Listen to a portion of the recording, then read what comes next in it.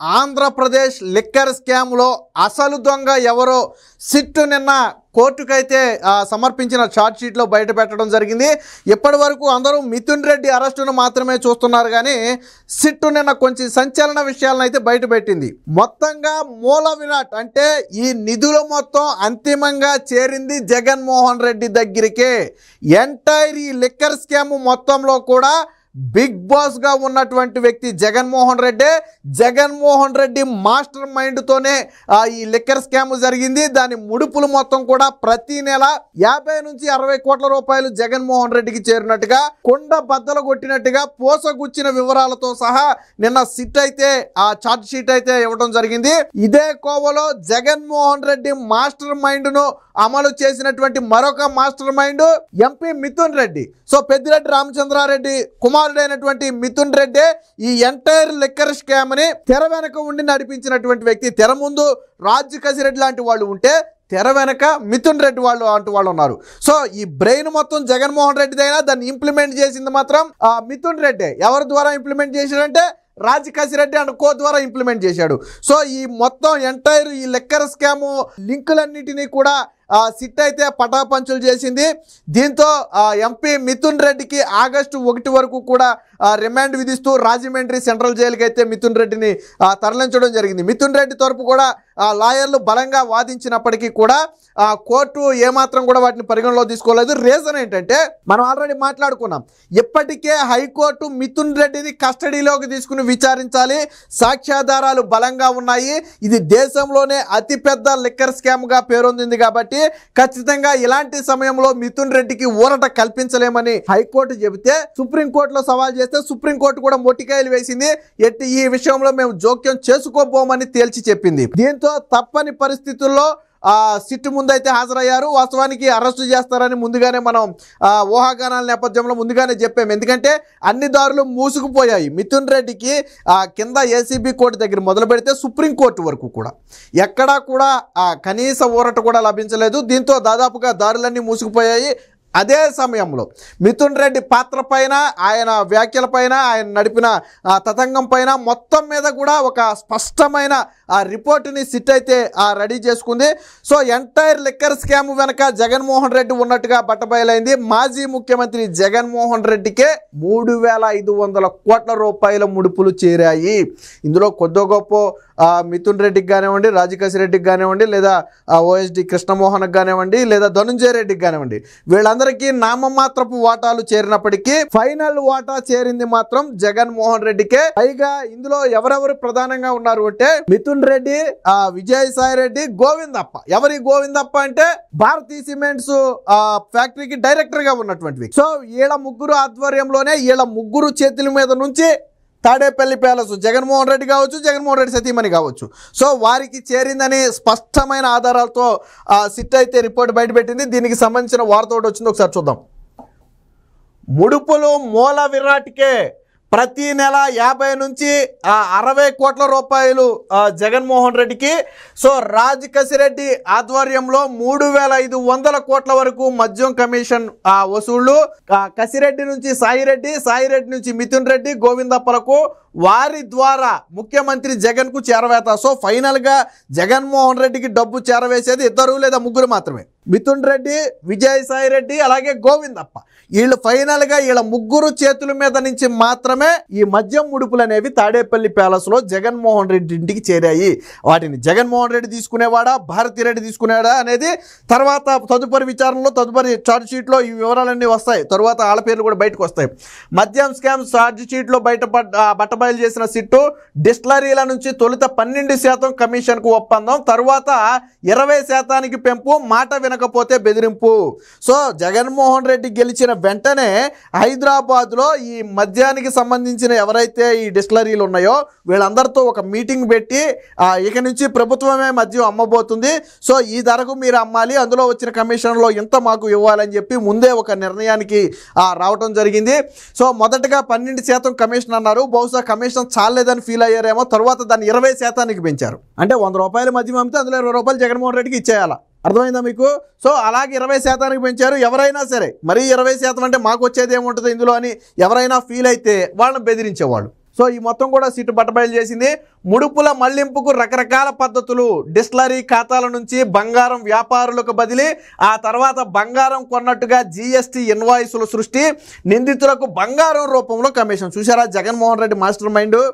గతంలో దేశంలోనే మొట్టమొదటిగా షెల్ కంపెనీల ద్వారా లక్షల కోట్ల రూపాయలు దోచుకున్న వ్యక్తిగా జగన్మోహన్ రెడ్డికి పేరు ఉంది. అప్పటి వరకు షెల్ కంపెనీలు అంటే ఎవరికి తెలియదు. సో ఇప్పుడు కూడా చూడండి, ఫస్ట్ ఏం చేసేవాళ్ళు, ఈ నగదు రూపంలో ఎందుకు ఆంధ్రప్రదేశ్ మద్యం షాపుల్లో ఎందుకు స్కానర్లు పెట్టలేదు, ఎందుకు డిజిటల్ పేమెంట్స్ లేవంటే ఇందుకే లేవు. ఈ డబ్బు మొత్తాన్ని ఏం చేసేవాళ్ళు, నోటకట్లు ఏం చేసేవాళ్ళు, బంగారం వ్యాపారులకు చేర్చేవాళ్ళు. బంగారం వ్యాపారులు ఏం చేసేవాళ్ళు, దాన్ని బంగారం కొనేవాడు. బంగారం కొంటే ఆటోమేటిక్గా అది వైట్లోకి మారిపోయేది, దానికి ఇన్వాయిస్లు సృష్టించేవాడు. సో ఇప్పుడు బంగారం కొన్నవాళ్ళు కూడా ఇరుక్కుంటారు రేపొద్దున. సో ఇన్వాయిస్లు సృష్టించేవాళ్ళు. ఇక్కడ చూడండి, ఆ నిందితులకు బంగారం రూపంలో కమిషన్లు. ఫర్ ఎగ్జాంపుల్ రాజు కసిరెడ్డి కావచ్చు, లేదా నాడు ఎక్సైజ్ కమిషనర్గా ఉన్న వ్యక్తి కావచ్చు, లేదా ఎవరైనా వీళ్ళందరూ ఎవరైతే ఉన్నారో ధనంజయ రెడ్డి కావచ్చు, వీళ్ళందరికీ కూడా కమిషన్లు ఎలాగిచ్చేవాళ్ళు అంటే బంగారం రూపంలో ఇచ్చేవాళ్ళు, అంటే డబ్బు రూపంలో ఇచ్చేవాళ్ళు కాదు. బంగారం ఆల్రెడీ జిఎస్టీ ఇన్వాయిస్లు సృష్టించి వైట్లోకి మారిపోయింది. సో వాళ్ళకి బంగారం రూపంలో ముడుపులు ఇచ్చేవాళ్ళు. 100 నుంచి 120 కోట్ల రూపాయల అనుమానాస్పద లావాదేవీలు ఉన్నట్టుగా సమాచారం. హవాలా ద్వారా షెల్ కంపెనీలకు సొమ్ములు. మళ్ళీ సేమ్ జగన్మోహన్ రెడ్డి పాత చింతకాయ పద్ధతిని మళ్ళీ బయటికి తీశారు. ఈ హవాలా మార్గం ద్వారా వేరు షెల్ కంపెనీలకు, ఊరు పేరు లేని కంపెనీలకి డబ్బు తరలించారు. సిండికేట్ బంధుమిత్రుల కంపెనీల నుంచి డబ్బులు బదిలీ, మున్ముందు వెలుగులోకి మరికొంతమంది పాత్ర అని చెప్పి చెప్పడం జరిగింది. సో ఇది జగన్ ప్రభుత్వ హయాంలో జరిగిన మద్యం స్కామ్ ముడుపుల్లో సింహభాగం మూల విరాట్కే చేరినట్టుగా బట్టబయలైంది. ప్రతి నెల 50 నుంచి 60 కోట్ల రూపాయలు వసూలు చేసి జగన్మోహన్ రెడ్డికి చేర్చారని చెప్పి సిట్ అయితే తేల్చింది. డిస్టిలరీ సరఫరాదారుల నుంచి ఎంతెంత ముడుపులను కసిరెడ్డి బృందం వసూలు చేసింది, ఆ మొత్తాన్ని ఎవరెవరికి ఎలా మళ్లించిందో సమగ్ర వివరణతో ఏసీబీ కోర్టుకైతే చార్జ్ షీట్లో విపులంగా ఇవ్వడం జరిగింది. ఒక రకంగా చార్జ్ షీట్ చూసిన జడ్జికే మతిపోయిన పరిస్థితి. అంటే ఆ స్థాయిలో స్కామ్ ఎలా ఉందనేది జడ్జికే మతిపోయింది. 300 పేజీల చార్జ్ షీట్ని అయితే ఇవ్వడం జరిగింది. ముడుపులు ఇస్తేనే ఆర్డర్లు, మాన్యువల్ విధానంలో కంపెనీలకు చుక్కలు, 2020లోనే 111 OFSల తిరస్కరణ, కొన్ని కంపెనీలపై అపరిమితమైన ప్రేమ, ఊరు పేరు లేని బ్రాండ్లకు 100% అనుమతులు, పాపులర్ బ్రాండ్లు రాకుండా మోకాలడ్డు, హడావిడిగా తెరపైకి నామమాత్రపు అనామక బ్రాండ్లు అని చెప్పి. ఇక్కడ ఇంకోటి బేసిక్గా చట్టం ప్రకారం ఒక ఏ అనే ఒక బ్రాండ్ ఉందనుకోండి. ఫర్ ఎగ్జాంపుల్ ఏదో ఆంధ్రప్రదేశ్ అని ఒక బ్రాండ్ను సృష్టించారు అనుకుందాం. సో ఆ బ్రాండ్కి ఎంత ఇవ్వాలి అనేది ముందు ఆల్రెడీ ఉంటుంది కాబట్టి ఒక పరిమితికి మించి ఇవ్వలేరు. కాబట్టి సిమిలర్గా ఉన్న కొన్ని బ్రాండ్లను తీసుకొచ్చారు. సో ఆంధ్రప్రదేశ్ బదులు ఆ చివరేదో 1 లీటరో 2 లీటర్లో మార్చేసి దాన్ని ఆంధ్రప్రదేశ్గా మారుతారు. సో తర్వాత ఏం చేస్తారు, దానికి డబుల్ ఇచ్చేస్తారు రేట్లు. అంటే ఇక్కడ విషయం ఏంటంటే మనకు కనపడే బ్రాండ్ ఒకటే, కానీ దాని సిమిలర్గా ఉన్న బ్రాండ్లకు మాత్రం అపరిమితమైన రేట్లు ఉంటాయి. సో పాపులర్ బ్రాండ్లు అనేది అందరికీ నోటెడ్డే, దానికి ఒక పరిధికి మించి రేటు పెంచడం కుదరదు. కాబట్టి ఏం చేశారు, డూప్లికేట్ బ్రాండ్లు తెచ్చేశారు. సేమ్ అదే పేరుతో ఉన్న బ్రాండ్లు, పేరులో ఒక అక్షరం మాత్రమే మారదు, పైన కింద ఎక్కడ ఒక అక్షరమే మారదు, మిగతాదంతా యాసిటీస్గా ఉంటుంది. సో అలాగా అక్రమంగా అయితే అది ఇచ్చారు. అదే మందుకు కొత్త పేర్లు, నిబంధనలకు విరుద్ధంగా పేర్లు మార్చి దోపిడీ, ఒకే విధంగా పలికే నూతన బ్రాండ్ల సృష్టి. ఇప్పుడు చెప్పింది అదే. ఒక్కొక్క కేసుపై 1000కి పైగా ధర పెంపు, హేవార్డ్స్ క్లాసిక్ విస్కీ బదులు హేవార్డ్స్ ఫైన్ విస్కీ. చూసారా, ఫర్ ఎగ్జాంపుల్ చూడండి, ఇక్కడ యాక్చువల్లీ హేవార్డ్స్ క్లాసిక్ విస్కీ అనేది మార్కెట్లో దొరికే మందు.